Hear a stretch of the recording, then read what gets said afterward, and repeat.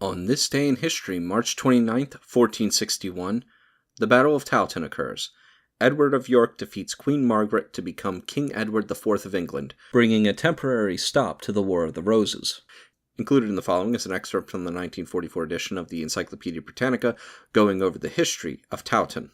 Towton, a village in the West Riding of Yorkshire, England, 2.5 miles south of Tadcaster, the scene of a battle fought March 29th, 1461, between the armies of York and Lancaster.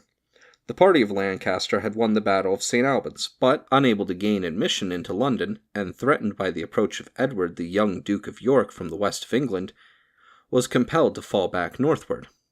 York, having been proclaimed as Edward IV, followed them up into Yorkshire, and on the 27th his leading troops surprised the passage of the air at Ferrybridge. The Lancasterians were encamped at Towton, some miles away, covering Tadcaster and York, but a force under Lord Clifford was promptly set out, recaptured Ferrybridge by surprise, and cut to pieces the Yorkist garrison.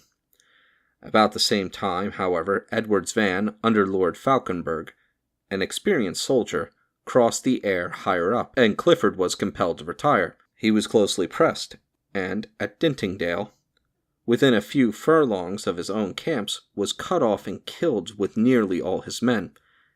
Edward's main body was now close at hand, and the Lancasterians drew up on their chosen battlefield early on the 29th. This field was an elevated plateau, with steep slopes between the present Great North Road and the River Cock, cut in two by a depression called Towton Dale. On opposite sides of this depression stood the two armies, that of York facing north, their opponents southward. Both lines of battle were very dense. On a front of little more than 1,000 yards, the Lancasterian party had nearly 60,000 men. Edward's force, less than 50,000, was not at all present, the rear battle under Norfolk being still distant. Snow and sleet blew in the faces of the Lancasterians and covered the field of battle. The skillful Falkenberg used this advantage to the utmost.